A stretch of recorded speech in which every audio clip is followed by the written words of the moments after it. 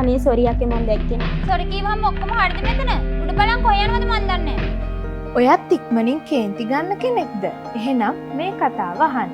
කේන්තිය ස්වභාවික තත්වයක් වුණත් එවැනි අවස්ථාවක ඔබේ මුවින් පිට වෙන වචන, ආවේගාත්මක හැසිරීම නිසා තමනුත් තමන් වටේ ඉන්න අයත් අපහසුතාවයට පත් වෙනවා. මේ හැසිරීම නිසා තව කෙනෙක්ගේ හිත කෑලිවලට කැඩෙන්න පුළුවන්. හොඳ දවසක් නැති වෙන්න පුළුවන්. හිතක් පෑරෙන්න පුළුවන්. කලකිරීමෙන් පිරෙන්න පුළුවන්. ඒ විතරක් නෙමෙයි ඔබට තිබෙන ගෞරවය, පිළිගැනීම නැති වෙන්න පුළුවන්.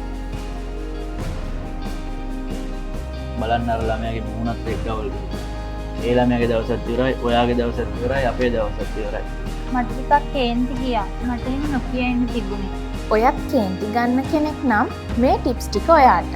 ඔයාගේ ආවේගාත්මක ප්‍රතිචාරය ගැන පසුවට පසුතැවිලි වෙන්නේ නැතුව ආවේගශීලී වන වෙලාවන් වලදී එම අවස්ථාවෙන් මොහොතකට ඈත් වී ප්‍රතිචාර දැක්වීමට පුංචි කාලයක් ගන්න.